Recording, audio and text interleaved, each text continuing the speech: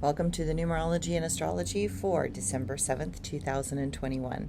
If you add all those numbers together, you get the number 15, and if you add the 1 and the 5 together, you get the number 6. The number 6 reminds us that time alone is often the best time for many reasons. Being alone gives us a chance to do those things that are important to us. It gives us a chance to discover core truths that are trying to be heard and seen. In the stillness, we find the talents that are close to the surface. In the stillness, we discover the softer sides of life. In the stillness, we learn how much is yet to be discovered. And in the stillness, we learn how much more there is in our life. And the astrology today. The moon shifts out of the more serious side of Capricorn and into the socially engaging and progressive sign of Aquarius this morning. Mercury squares off with the dreamy planet Neptune, and that might be a bit daunting to figure out how to communicate things in a different way. If you feel fuzzy, you are not alone. Notice where we seem to want to be anywhere else, and in our mind there seems to be the joy of escaping the old reality. We can be prone to ignoring things that are demanding our attention, and we can find it difficult to be fully present in the moment. It can seem as if there is just too much to notice or pay attention to. There are options out there that may not fit into your old boxes. Stay open and see that what might arise as possibilities. Mars and Jupiter are also doing a square dance, swinging around each other, and that lands in the center tomorrow. Just don't overcommit. We can end up putting stress into places that we do not need to use that level of stress.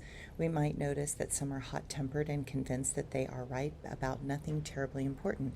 Just walk away and roll your eyes when they are out of sight. Sometimes the astrology seems to want to jump into conversations that are too contrived and not just about the real issues. Today might be that day.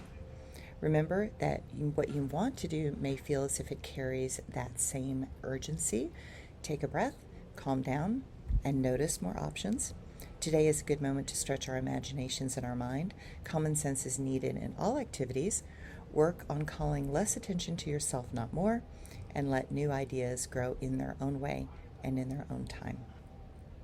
My quote for today: a story is an extension of who you are. A story is a glimpse into what is going on with our mind and our inner self. A story is a peek into another world that lives within. A story is a gift to awaken others. And my blog for today. I swam in the pool last night as it was dark. I love swimming in the peaceful solitude of the evening, floating on my back, swimming gently in the cool water.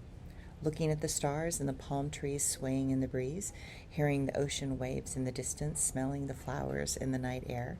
It was so peaceful in those moments, a perfect form of meditation. I feel caught in a vulnerable moment of transparent bliss with no thoughts needing to barge into that lovely silence. I was noticing how the water in my ears gets hot in one lap of the pool, and as I swing around to swim in another direction, the water in my ears drains off to be replaced by more cooling water. It is in that moment that I see how much my brain is like a computer, heating up as it figures out thoughts and patterns, needing a moment to cool off and cool down before sleep. I spent the morning organizing the characters for my book. It is important to bring names into the story that are in alignment with the types of temperament of each person that I am creating.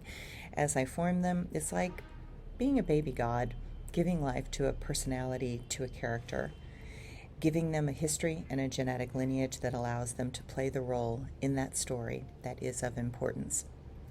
While I wrote only 7 pages of my story, it is the beginning of all storylines that is of the utmost importance. The beginning is the introduction of the characters and the plot of the story. It indicates where we are intending to go and sets up the conflicts that will arise and the mystery that is to be uncovered. I realized a long time ago that writers, authors, poets, and musicians are on a journey to create life. Certain characters have stood the test of time, and we still remember their names and relate to them as real people. Some people even imagine that they really are in the story.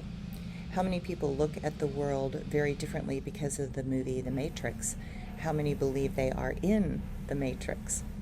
Stories change us, open us to see things differently, shift our perceptions ever so slightly to encompass other possibilities. I believe that the stories we share are the journeys we are embarking upon. I believe that sharing of those stories changes people. I look forward to the discovery of another self within my own journey of writing. Thanks, everyone.